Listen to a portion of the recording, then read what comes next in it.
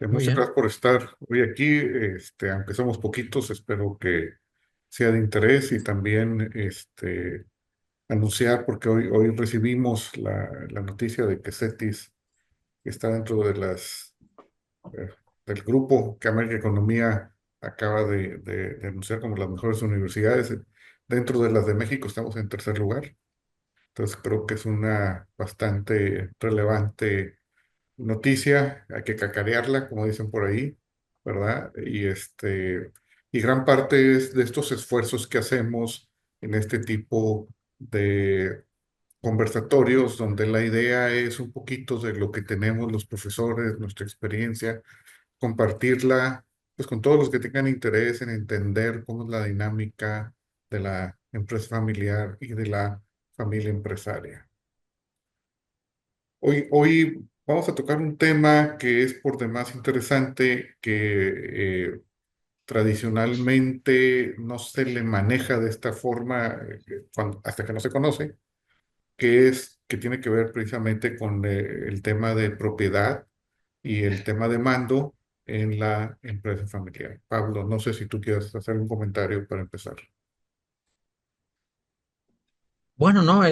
Dar un saludo muy cordial a todos. Bienvenidos. Para CETIS es muy importante aportar valor a la sociedad y sin duda el tejido social está impregnado de muchísimas empresas familiares, con lo cual el tema de hoy es de enorme importancia porque impacta de manera directa en la continuidad de, de las empresas familiares. Hay una alta mortalidad de empresas familiares y el tema de hoy creo que ayuda a entender algo que hay que cuidar muy bien si queremos que la empresa familiar tenga una larga vida. Sí, ahorita lo que menciona Pablo de la mortandad de la enfermedad familiar, no es que la gente se muera, pero las empresas sí. Las empresas sí, tradicionalmente, más o menos la estadística dice que para que una empresa de segunda o tercera generación sobreviva, pues hay, exponencialmente hablando, una mortandad grande de empresas. Tradicionalmente a la segunda generación no pasa el 90% y a la tercera generación, pues ese número todavía se reduce del original a un 95-97%. Así que la idea de que comprendamos más y entendamos un poquito mejor cuál es esta dinámica entre la empresa familiar y la familia empresaria, lo que buscamos es incrementar esos valores. Sabemos que muchas empresas hoy en día, particularmente en México, al igual que en muchas partes del mundo, están entrando en su segunda o en su tercera generación. Y entonces, pues, lo que estamos buscando con esto es apoyarlos a que se desarrollen en esos temas. Pablo, platícanos un poquito, si te parece, estos dos temas, qué es propiedad y qué es mando en la empresa familiar. Muy bien, Jorge. Bueno, empiezo por propiedad. Cuando hablamos en empresa familiar de propiedad, se refiere, es propiedad empresarial, ¿no? Se refiere al control legal de una empresa, ¿no?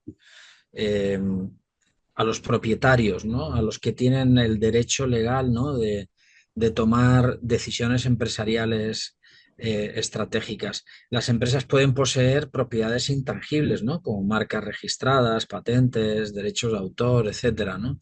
La propiedad empresarial protege de alguna manera a que las prácticas comerciales sean sostenibles, ¿no? Entonces, bueno, en empresa familiar, cuando hablamos de propiedad, tiene que ver con las personas o la persona que tiene el control legal de la empresa. Y en cuanto al mando, hace referencia al mando pues a quien la está operando, ¿no? A quien tiene de alguna manera responsabilidades gerenciales y directivas, ¿no? Que no necesariamente es el dueño legal, ¿no? A veces coincide en la misma persona, por ejemplo, en primera generación es lo normal que suceda, pero conforme va habiendo sucesiones generacionales o sucesiones en la propiedad, eh, es muy frecuente que sean ámbitos diferentes con objetivos diferentes. No es lo mismo quizá las prioridades de un propietario, ¿no? que las de un gestor, ¿no? Entonces, por eso se suele distinguir propiedad de mando, ¿no? Aunque, como digo, en primera generación, incluso en muchos casos en segunda generación, coincide, ¿no? Que el que manda, el que gobierna y dirige la empresa, suele ser también propietario. Entonces podríamos decir que la propiedad, Pablo, se refiere a los accionistas, sean familiares o no de la empresa, ¿verdad? Yo creo que eso es un tema eh, Sí. relevante. ¿Y a qué me refiero? A que es muy común también, y cada vez lo encontramos más, a que una empresa familiar tenga un socio no familiar, ¿verdad? Y estos se presentan con mucha frecuencia. Hay veces ese socio tiene una participación pequeña, hay veces tiene una participación grande, pero no llega a tener suficiente participación accionaria como para decir que es el accionista con mayor propiedad de la empresa. Entonces, eso es lo que se refiere principalmente con propiedad. Cuando estamos hablando de mandos, y no sé si voy a interpretar bien tus palabras, Pablo, por favor, tú me corriges. Cuando estamos hablando de mandos, nos referimos a las personas que dirigen la organización, que dirigen la empresa familiar. Y en este caso, pues puede haber familiares y no familiares. O sea, puede ser y accionistas incluso, o no accionistas. O sea, lo que estoy intentando decir es de que la gente que tiene el mando de la empresa, los que gobiernan la empresa, ¿sí? Son personas pues, que trabajan tradicionalmente en la empresa. Pero estas personas pueden ser familiares con acciones, familiares sin acciones, o personas ajenas a la familia, ¿sí? Y que no tengan acciones, ¿verdad? Pues si tuvieran acciones, pues, o con acciones también. Entonces, nos encontramos en una situación en la que hay una interacción importante entre estos dos grupos. Y aquí, Pablo, surgiría entonces la siguiente pregunta. ¿Cómo interactúa la propiedad y el mando? Sobre todo cuando tenemos diferentes participantes con diferentes intereses y diferentes puntos de vista. Bueno, la interacción en una empresa familiar depende mucho en qué generación estemos, ¿no? O sea, no es lo mismo cuando estamos en primera generación que cuando estamos, o sea, primera generación entiendo cuando el dueño tiene la mayoría, ¿no? de las acciones e incluso el control, ¿no? Y también la operación, el mando. No es lo mismo primera generación que cuando ya la empresa familiar está en segunda generación, que suele ser una sociedad de hermanos, por lo general, ¿no? Han tenido varios hijos, por lo tanto la sucesión se hace en esos hijos y ya hay una sociedad de hermanos y ya si es tercera generación en adelante, pues ya es un consorcio de primos y ya el modo de interactuar adquiere otra complejidad. Pero la recomendación es, en el caso que sea primera generación, es que haya mucha comunicación, que toda la familia esté informada de lo que pasa, ¿no? Es la mejor manera de preparar a la siguiente generación, ¿no? Y pasar de lo que a mí me gusta decir de una toma de decisiones en el dormitorio, ¿no? Con tu señora o si es fundadora con tu señor, a ir evolucionando, a que la información circule en la cocina y ojalá pase ya al salón principal de la casa, donde se reúne a toda la familia, muchas veces se reúne, ¿no? Toda la familia, incluso a veces la familia política, a hablar, a comunicar las cosas, a explicarlas, a dar el porqué, a entender que la familia no se entere de lo que se va a hacer o lo que se ha hecho por terceros, ¿no? Yo creo que tiene que haber muy buena comunicación y a veces eso cuesta mucho en primera generación. Y en adelante, Jorge, yo diría que la interacción se tiene que dar en los órganos de gobierno eh, establecidos y que son recomendados, ¿no? Que cada empresa tiene su propia estructura, su propia jerarquía con sus órganos de gobierno y sus comités. Depende mucho del tamaño de cada empresa, ¿no? Los distintos escenarios y espacios que se pueden dar para comunicar las cosas, pero yo diría respetar los órganos de gobierno, ¿no? Crearlos en el caso de que no haya que haya un buen directorio, un consejo de administración, que haya comités de gerencia, que haya, que haya un órgano de gobierno, órganos de gobierno que realmente sean espacios de comunicación y de toma de decisiones. Y, y bueno, y básicamente, y bueno, y también aquí hemos hablado de eso en cuanto a la empresa y en cuanto a la familia, es importante que haya un consejo de familia, que es el órgano de gobierno que se encarga de gestionar los asuntos que son importantes para los asuntos de la familia, ¿no? Que son importantes para todos, ¿no? Entonces, ese consejo de familia es un órgano vital, de vital trascendencia, para que la interacción sea lo más profesional y objetiva posible. Perfecto, Pablo. A ver, yo creo que tocaste una serie de temas que me gustaría diseccionar, perdón la palabra, Perfecto, buenísimo. un poquito. Tocaste sobre la propiedad y dependiendo de la generación en la que se encuentra la empresa familiar. Mencionaste primera, segunda generación, tercera, quizás, sí. Y mencionaste que en Adelante. la primera generación, pues el dueño, el fundador, es el que toma principalmente las decisiones, quizás las consulta con su pareja o con su cónyuge, sí, ¿verdad? Y muchas veces pues son decisiones, sobre todo al inicio de la operación, es mi experiencia cuando menos, de las empresas te lo dicen los dueños, los empresarios, los emprendedores realmente que son al momento de lanzar estas empresas, que pues comentan con su esposa o con su pareja los inicios de esto y muchos en la alcoba. Hay veces pasa ya a otros lugares. Conforme va creciendo en edad y en tiempo, mi experiencia también es de que sí pasa a otros lugares de la casa, sobre todo cuando se involucran otros familiares, que a veces sucede, que se invitan, o los hijos crecen, ¿verdad? Y ahí es donde creo que refieres tú a la comunicación, que la comunicación pase a otras personas, y no necesariamente porque sea comunicación crítica, sino más que todo para que, y aquí quisiera, si me equivoco, tú me digas, o si tú tienes otra experiencia, más que todo para que eh, al momento que entra alguno de estos familiares a la empresa, pues sepa qué está sucediendo, ¿verdad? Pero yo quiero añadir algo más que he visto, que poca gente me lo ha mencionado, pero es también que le tomen amor a la empresa. ¿Por qué? Porque también sucede, y esto es algo que yo sí recomiendo que hay que tener cuidado, sobre todo en la primera generación y que también en la segunda quizás, igual que en la primera, es cuando suceden cosas no agradables en la empresa, llevarlas, discutirlas en la familia, ahí es la parte que hay que tener cuidado en la comunicación, sobre todo de una forma negativa, pues genera que los hijos eventualmente puedan decir, yo no quiero trabajar en esa empresa, miren nomás los problemas que le dan a mi papá. Siempre que hay cierre de mes o que llega una, una revisión de Hacienda, mire cómo se pone.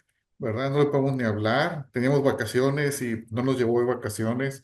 Por eso, entonces, todo ese tipo de cosas hay que ver cómo transmitirlas y es la parte de la comunicación adecuada. Yo creo que ahí ese es un tema entre la primera y la segunda generación importante de comunicación. Mencionaste también los órganos de gobierno. Un ratito quisiera que tocáramos ese tema, porque ya lo hemos tocado en otros conversatorios. Pero creo que el otro tema que nos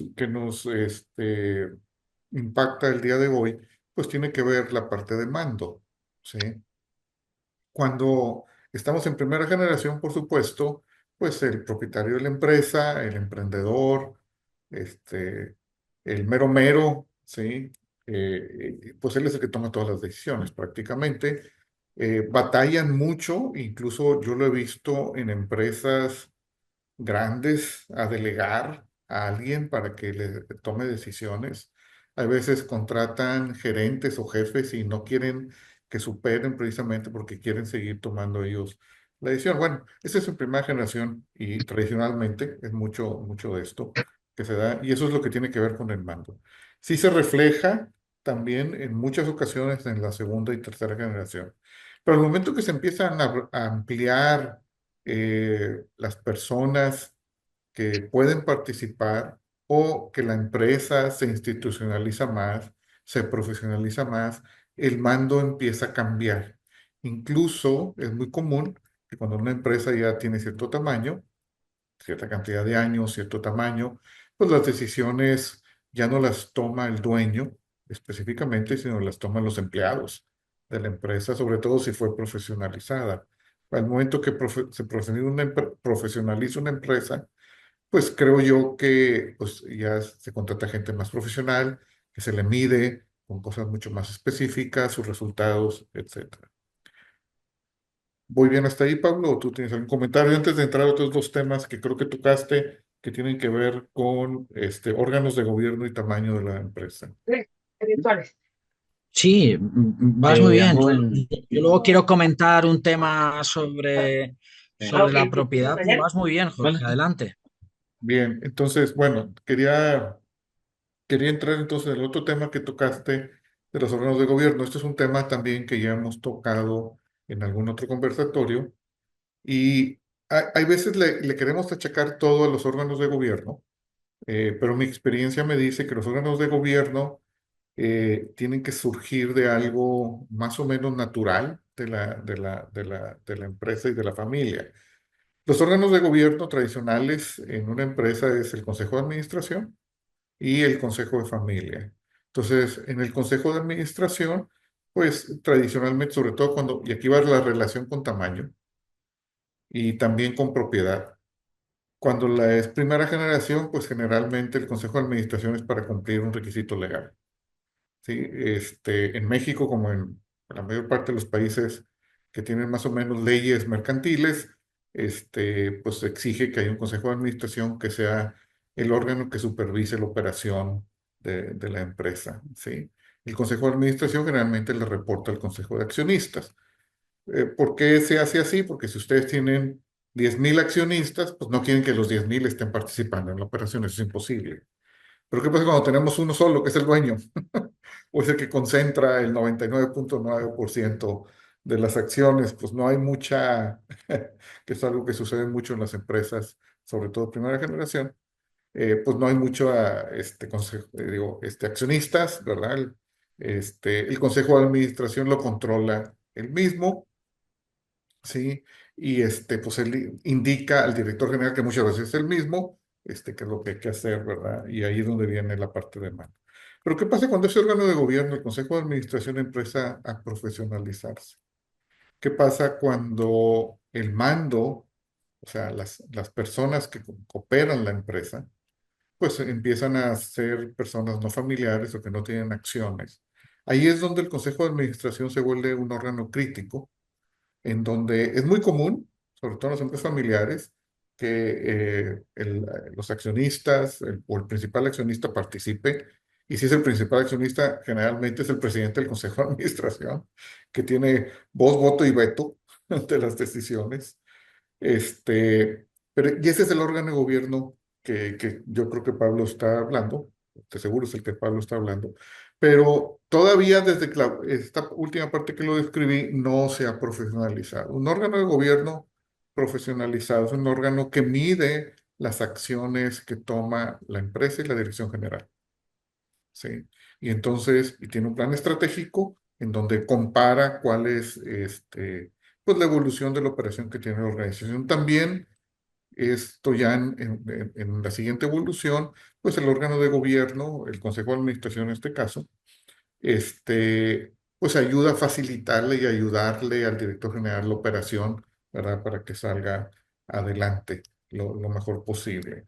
El órgano de gobierno generalmente empieza con miembros de familia, pero es muy recomendable que eventualmente tenga alguna persona externa a la empresa y a la familia para que traiga una visión nueva, para que ayude a tomar decisiones, a que haga reflexionar, entre otras cosas, ¿sí? Mucha gente piensa, y esto tiene cierta verdad, al momento que decimos que el Consejo de Administración, pues es para empresas grandes. No necesariamente. Se puede empezar con un consejo de administración de 3 personas, simplemente para que haya discusión, ¿verdad? En empresas pequeñas lo hemos visto, lo hemos apoyado, lo hemos desarrollado y eso ayuda pues a poder medir. Lo importante del Consejo de Administración es su profesionalización y que no sea un lugar, que a mí me ha tocado estar en muchas empresas así, donde nomás presentan resultados. Y, y me ha tocado estar presente donde haces de repente una preguntita que ponen aprietos al director general y al mismo consejo, ¿verdad? Déjenme ponerles un ejemplo y ya le voy a pasar la palabra a Pablo, para que nos hable más del Consejo Familia, que es otro órgano de gobierno. Estaba en una presentación donde el director general estaba presumiendo el crecimiento de la industria, de su empresa. Y decía, no, crecimos el 15% del año pasado a este. Y entonces, pues ya terminó y yo hago una simple pregunta, oiga, ¿y cuánto creció el mercado? O sea, crecer un 15% es una cantidad significativa para cualquier organización. Y por ese mercado en particular había crecido 30% el año anterior. Y entonces, pues todos se callaron. ¿Por qué? Pues porque creciste menos que el mercado. En pocas palabras, perdiste participación del mercado al momento que creciste menos de lo que crece el mercado. Entonces, el Consejo de Administración debe de estar viendo esas cosas, no que un externo se las esté diciendo. Debe estar viendo dónde está plantado la dirección general, qué es lo que está haciendo y cómo se le ayuda a decir, bueno, pues aquí ya nomás crecimos el 15, ¿cómo lo hacemos para remontar lo que nos faltó y lo que sigue del crecimiento del periodo que estamos viendo ahorita? Entonces, eso es lo que hace un consejo de administración. Y no se trata en ese momento de echarle toda la culpa al director general, que es muy común también. Me ha tocado que los regañan, ¿verdad? Les dicen que no sirven para nada y en algún momento hasta los despiden, cosa que no es agradable en esos momentos. Sino más que todo es cómo apoyar, porque es culpa de todos, es culpa del consejo, pero también es culpa de la dirección de no haberse fijado en esos detalles. Pablo, para no quedarme yo solo con la palabra, te paso a ver si puedes platicarnos esta misma relación que he estado haciendo, que fueron tus ideas con el órgano de gobierno, pero ya en la familia. Sí, Jorge. No, la familia es muy importante que clarifique para qué está la empresa, ¿no? Y el rol que tiene. Hay empresas familiares eh, que surgen para dar trabajo a los familiares y hay empresas familiares que tienen otro propósito, ¿no? Eso condiciona mucho también los órganos de gobierno, ¿no? Y el perfil de los que tienen que participar, ¿no? En esos órganos de gobierno. Entonces, yo lo que recomendaría al Consejo de Familia es que sea un encuentro, un órgano donde se afronten de manera profesional las necesidades, expectativas de todos los miembros de la familia, tanto los que trabajan en la empresa familiar como los que no. Entonces, eso crea un ambiente donde todos son importantes y donde todos están en un proceso, ¿no? de alguna manera de integración. Creo que el gran reto de muchas empresas familiares es incluir a todos, no dejar a nadie por fuera y hacerlo compatible con la meritocracia. Cuando hablamos de consejo de familia, al menos en la práctica, es reuniones que hace la familia donde se toma acta, se toma nota de todos los asuntos, a veces de una manera más formal, a veces más informal, pero sí que tiene que haber un seguimiento, ¿no? Nosotros trabajamos con familias donde los temas del consejo de familia se tienen que proponer 2 semanas antes y tienen 3 días para mandar los temas que quieren que esté en la agenda. Hay otras familias que son mucho más informales y el mismo día se hablan de los temas que cada uno quiere. Ya depende mucho ya el modo de implementar el Consejo de Familia. Depende mucho de la cultura del país y de la cultura de la familia, y eso es lo más importante, ¿no? Respetar esa cultura. Pero sea cual sea la formalidad, los niveles de formalidad, sí que es muy importante esos encuentros y que haya seguimiento a los temas, ¿no? Y eso solo se logra con una persona encargada, al menos una. Si la familia es muy grande, suele haber ya un comité con más personas, pero una familia normal, el promedio es que con una persona, un buen líder, hace que el consejo de familia funcione y los temas que se abordan se les va dando seguimiento, se van implementando. Eso genera una energía muy positiva en la familia y va creando una cultura profesional que ayuda mucho luego a tomar ciertas decisiones, ¿no? Estratégicas. Yo quería, hay en internet está el live sobre consejo de familia, por eso no me quiero alargar mucho más. Sí quería plantear, Jorge, una situación un poco polémica, que creo que en estos minutos que nos quedan, que es un debate que no hay mucha claridad o no hay unanimidad, y yo quiero plantearlo acá. A ti, por supuesto, como experto, y también si alguien de los que nos está escuchando quiere intervenir o quiere escribir en el chat. Vamos a ver, mi posición es la siguiente, y no tenéis por qué estar de acuerdo. En los últimos años son décadas, se ha escrito, se ha investigado muchísimo sobre empresa familiar y se ha llegado a un consenso donde, a pesar de que cada familia empresaria es única y irrepetible, eh, hay una serie de prácticas que ayudan a que esa empresa familiar continúe en el tiempo, ¿no? Y uno de ellos, uno de los puntos donde hay un consenso muy claro, es en la meritocracia. La empresa familiar, si quiere ir creando valor a lo largo del tiempo y no destruyéndolo hasta desaparecer, porque eso es cuestión de tiempo, si uno va tomando decisiones que destruyen valor, es cuestión de tiempo que desaparezcas, ¿no? Hay empresas familiares que trabajan en países o en sectores muy controlados y quizás están en una situación de privilegio, entonces quizá esa destrucción de valor puede tener un largo recorrido, ¿no? Pero antes o después uno desaparece, ¿no? O puede de alguna manera tener una cultura, crear en la familia una cultura de la meritocracia, entendido como que tiene que la empresa ser gestionada por los mejores, por gente cualificada, por gente idónea.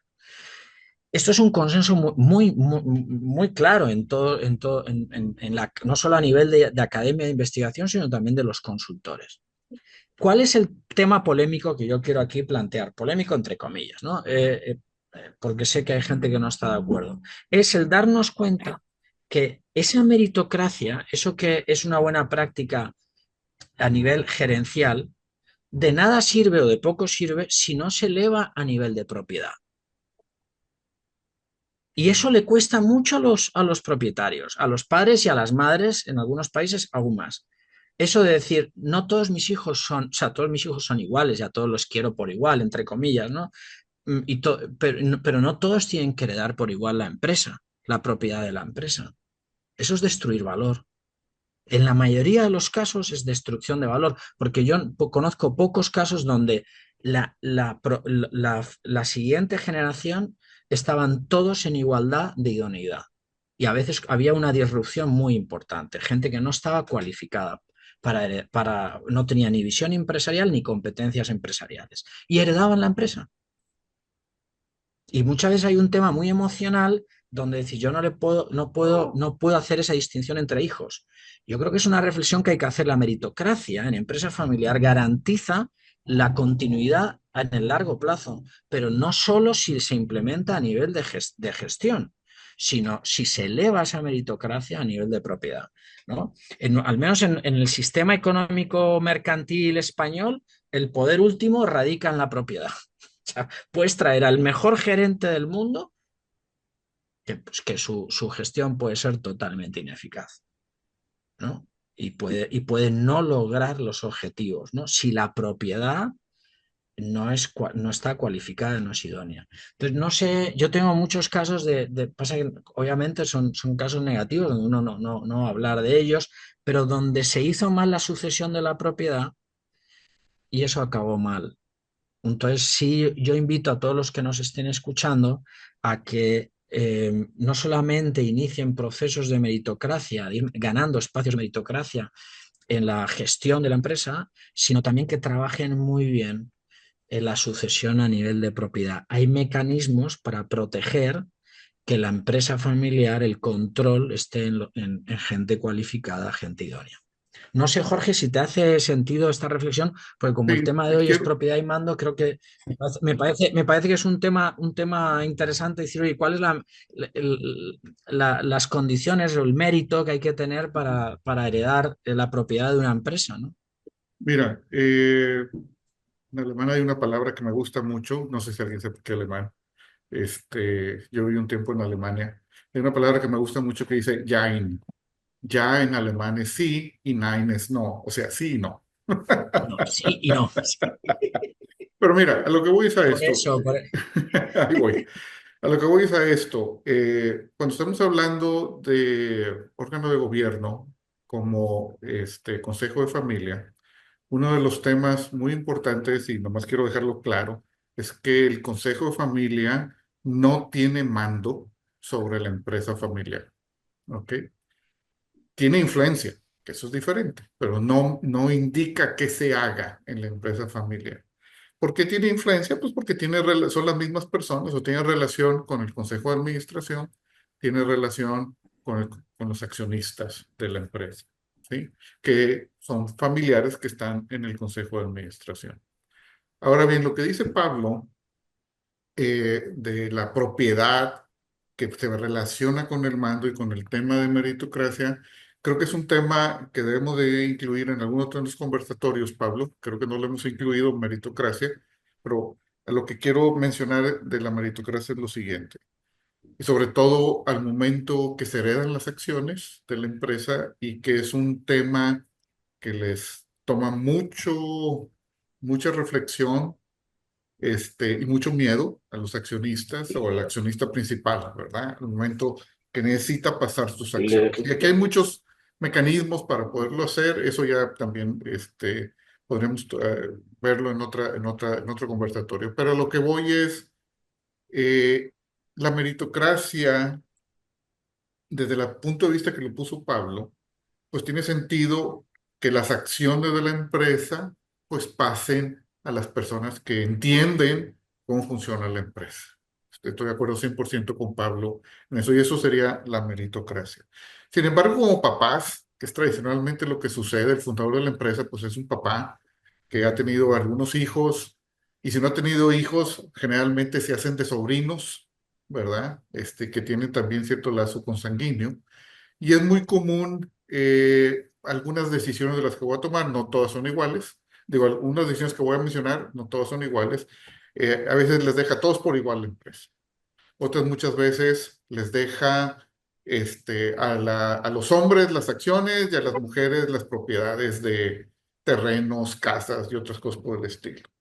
Muchas otras veces decide por otra fórmula, incluso hay veces dejando fideicomisos para proteger a cierto miembro de la familia, o cosas por el estilo. Sí, entonces, es un poquito variado la forma en que la propiedad es pasada a los diferentes personas después de que el dueño quiere hacerlo. Acuérdense que hay que recordar eso, lo quiere hacer o se ve obligado porque fallece, queda incapacitado, desaparece o cualquier cosa que pueda suceder, ¿verdad? Que es parte de la vida y hay que reconocerla como tal. Entonces, la meritocracia consiste en que esas personas que se quedan con las acciones pues tengan cierta capacidad, como mencioné. Es muy común que no la tengan.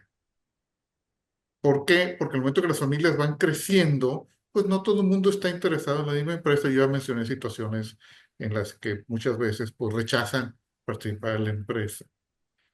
¿Qué es lo que yo he visto? Y ahí es donde está el Jain, Pablo. ¿Qué es lo que yo he visto cuando me preguntan a mí, bueno, pues a quién le dejo la empresa? Pues mi pregunta es, bueno, qué idea tiene primero, ¿verdad? Para escucharlo, porque pues, no puedes contestar si no conoces también a la familia. Ya te empiezan a decir y empiezas a ver quiénes están capacitados, quiénes no, cuáles son los intereses de las diferentes personas que podrían heredar la empresa. Pero hay algo bien importante, y aquí quiero entrar en la meritocracia. Hay algo bien importante cuando la decisión ya la tomó, simplemente está viendo cómo justificarla, que es lo más común, ¿sí?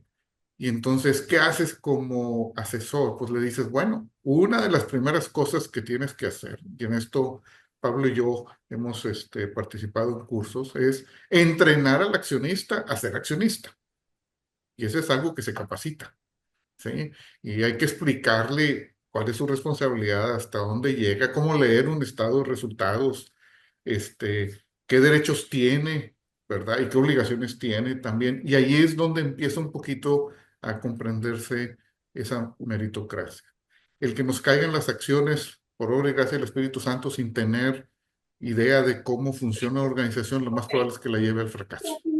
Y entonces, hay que capacitarse. Y ahí es donde empezamos a ganar, pues, méritos, ¿verdad?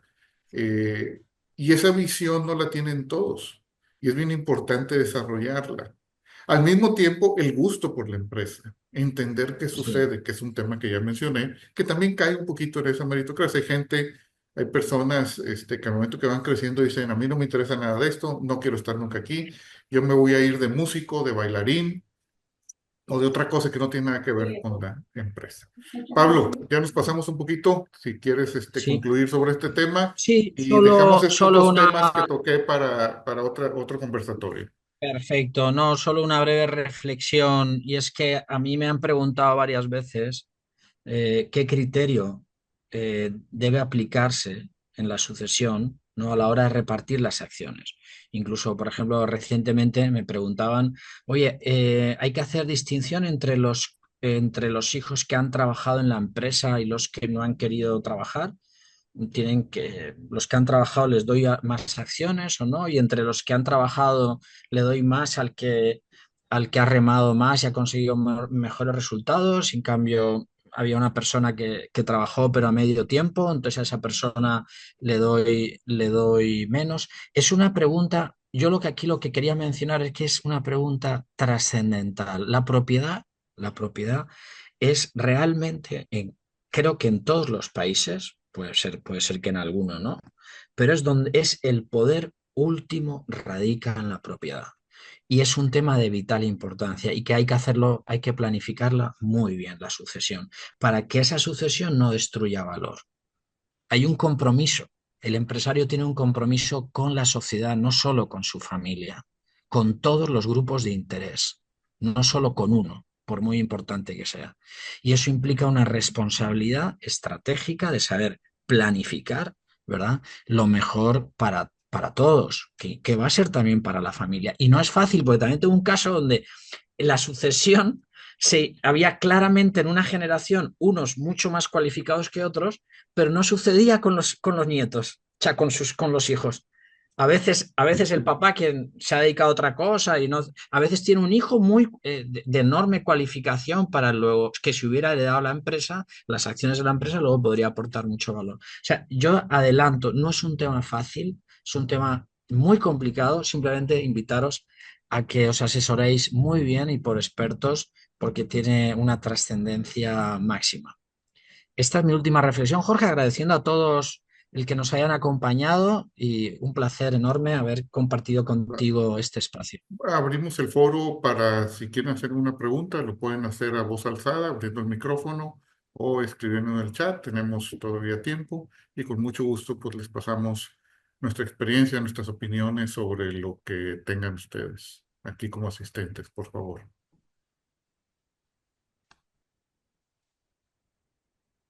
Si no hay No sé, comentarios o preguntas. Ada, si había alguna pregunta por mail o... Por medio de mail no.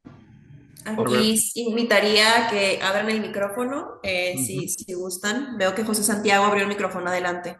Y buenas tardes, quiero primero felicitarlos, muy, muy interesante su presentación y muy, muy clara. Y efectivamente creo que han tocado varios puntos claves sobre todo de la sucesión, ¿no? De las empresas. Y bueno, simplemente ojalá puedan hacer un seguimiento de esta charla y seguir con temas así más específicos en una segunda oportunidad. Muchas gracias. con gusto. Muchas Eh, gracias, José. aquí estoy viendo un par de comentarios. ¿Qué libro recomendarías, Pablo, sobre estos temas? Sobre, El tuyo. Por eso te lo paso. sí, bueno, Hazle publicidad. está larga vida la empresa familiar, que Exacto. hablamos de estos temas, y el último antioxidantes para la empresa familiar, pero hay muchos. A ver, eh, hay un autor que me parece que ha escrito cosas muy valiosas, un colega de apellido Salazar. No sé, Jorge Sí, creo que lo conoce personalmente. Guillermo Yo no lo Salazar. conozco. Yo Ese no es, lo conozco personalmente, pero sí he leído sus escritos y sí. me atrevo a recomendarlo. No me acuerdo de ningún título, ahorita lo quería buscar. Sí, Guillermo Salazar es un también igual que nosotros, un asesor, consejero de empresas familiares. Él es creo que colombiano, pero vive en Texas, en Dallas, si mal no recuerdo, la última vez que lo vi. Y tiene una gran red pues de empresas y de gente que participa con él. Hemos trabajado alguna vez juntos. Guillermo Salazar, déjame ver qué libro, ¿cómo se llama el libro?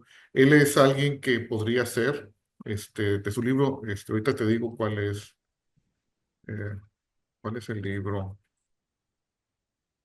Y hay Eh, muchos, en general hay material muy bueno. Hay un autor que a mí me gusta mucho, que es un clásico, que es Miguel Ángel Gallo. Cualquier Miguel cosa que Ángel leas de Gallo. él son textos clásicos y habla de los tres círculos de la empresa familiar, que es familia, empresa y propiedad, y todo lo que dices de enorme valor. Miguel Ángel Gallo, lo Sí, recomiendo. Es un autor el, clásico. el libro de Guillermo se llama Triunfa con tu empresa familiar. Lo pueden encontrar en Amazon.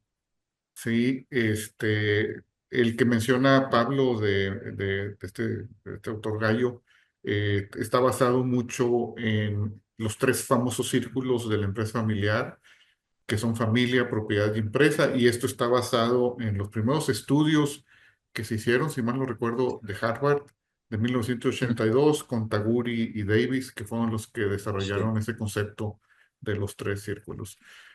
Bueno, espero que ahí te hayamos dado algunas recomendaciones, Marcela, que los puedas buscar. Otra pregunta que tenemos aquí es de Marcelo, ahora. Dice, el tema de meritocracia asociado a propiedad da para mucho, muy interesante. Gracias, Marcelo, sí. Hay conferencias sobre el tema de empresas familiares desarrolladas por Pablo. A ver, Pablo, esto es para ti.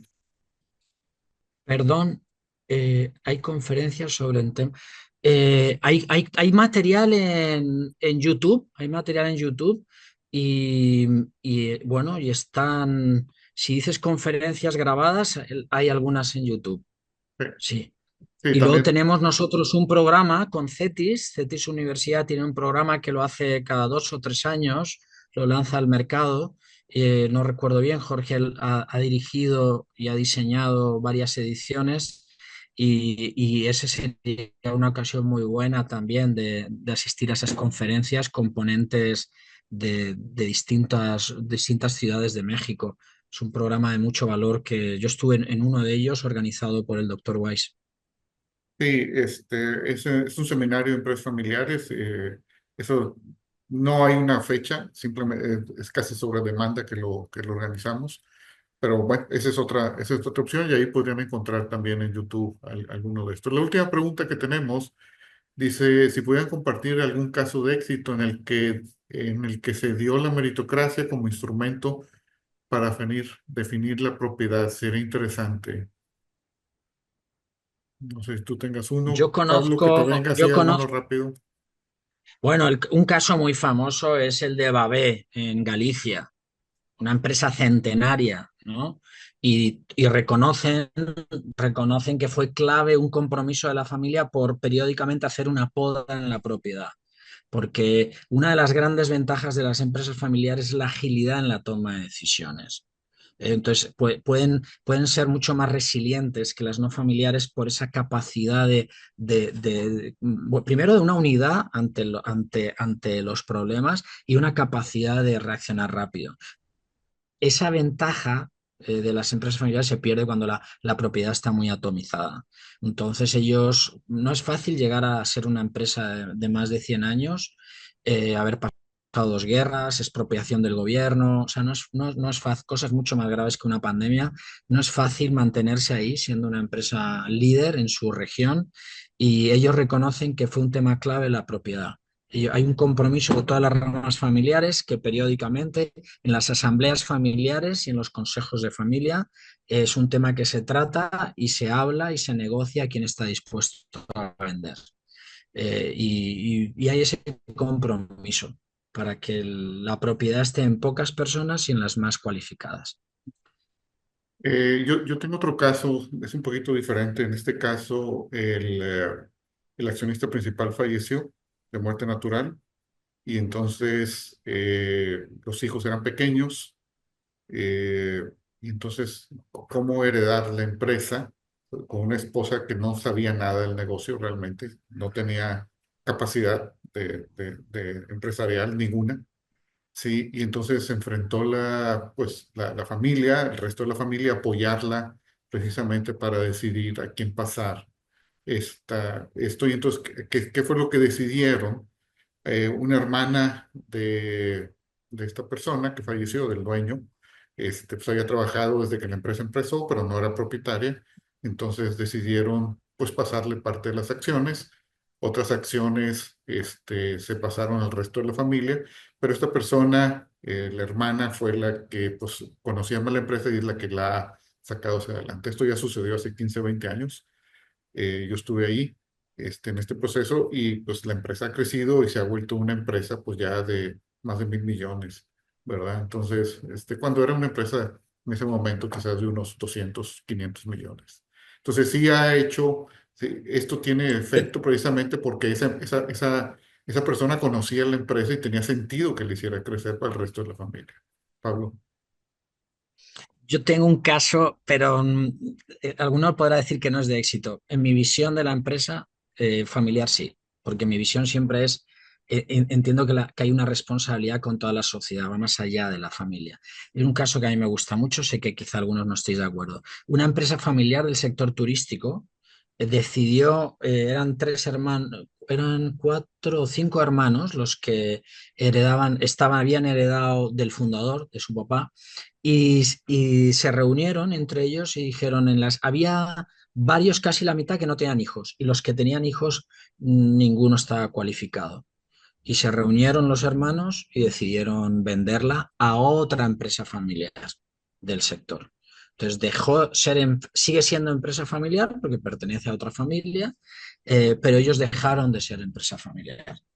Eh, y creo que para mí fue una reflexión muy honesta que hay que hacer, al menos así lo veo yo, que la meritocracia no solamente hay que aplicarla a cargos puntuales de la organización, sino es un tema estratégico a nivel de propiedad.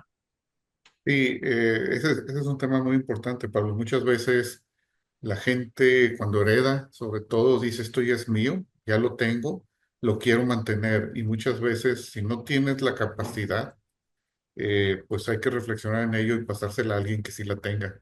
Que es muy similar al caso que yo mencioné ahorita, ¿verdad? Mm. Sí, entonces sí, la meritocracia sí hay casos en los que se refleja inmediatamente esa parte de la propiedad. La última pregunta que tenemos es de Marcelo y dice, ¿cómo se podría analizar el tema de indicadores clave de desempeño y los famosos KPIs al nivel de meritocracia de un consejo de empresa familiar? ¿Podría incidir? Pues mira, Marcelo, estamos hablando del consejo de empresa familiar, o sea, el consejo de administración de la empresa, estoy suponiendo, ¿sí? Yo Porque también también supongo que habla del supongo que consejo es de eso, porque administración. pones consejo de empresa familiar, Ya. ¿sí? Es el consejo de administración. Bueno, pues ahí, pues, se establecen, como tú lo sabes, los indicadores de desempeño, los indicadores clave de desempeño y los KPIs, pues estableces cuáles son. Y no, muchas veces los estableces para tener un punto de referencia. Bueno, normalmente se establecen para tener un punto de referencia y de medición y saber cómo estamos, ¿verdad? Y se lo vamos cumpliendo. Y lo clásico es que los cumples y pues desarrollas otros. Pero eh, puede tener una influencia, sí y no otra vez, ¿verdad? Porque todo depende de cuál sea la filosofía de la organización. ¿A qué me refiero? Hoy, sobre todo hoy en día, es muy común que nos enfrentemos o nos encontremos con organizaciones que dicen cumplir es bueno, pero no es suficiente, ¿sí? Entonces tienes que dar más, o sea, que tienes que hacer más realmente, o sea, esto es lo que tenemos, pero si tú quieres estar en esta posición, tienes que hacer más de lo que hacen otros, ¿verdad? O de cumplir simplemente. Hay otros que dicen con cumplir es suficiente. Entonces, otra vez, ¿tiene una incidencia? Sí, sí tiene, pero va a depender de la filosofía de la empresa o de la filosofía familiar de la que se tenga aquí. Estoy presuponiendo que si es el consejo de administración, están midiendo a los operadores de la empresa y generalmente el consejo de administración, su punto de contacto es el director general. Si estuviéramos hablando del consejo de familia, por eso como pusiste consejo de empresa familiar, si estuviéramos hablando del consejo de la familia, también existen indicadores, ¿ok? Quizás no se les llame así de KPI, pero también existen indicadores. Muchas veces el consejo de familia decide cuáles son las, eh, las características de un miembro de la familia que va a participar en la empresa. Y pueden ir desde ningún miembro de la familia participa, ¿sí? Hasta decir, estos son la lista de 50 cosas que tienes que cumplir para participar en la empresa. ¿Sí? Entonces ahí pues ya están poniendo esos indicadores clave, ¿verdad? Quizás no tanto desempeño, pero sí indicadores clave. Entonces, otra vez depende de la filosofía de la familia. ¿Sí? Pablo, veo que aquí anotaste algo. Dice, Sí, se debe construir en la familia empresaria. Ay, me tapó aquí un comentario. En la familia empresaria, entre los sí. propietarios, considerando cuatro aspectos: conocimiento, experiencia laboral, competencia y valores. 100% de acuerdo contigo. Muy bien. ¿Algún otro comentario o tema que quieran que comentemos? Tenemos todavía unos cuantos minutos. Bueno, si no hay más, pues Pablo, muchas gracias. A ti, muchas gracias a todos los asistentes. Esperamos que haya sido de interés para todos este conversatorio.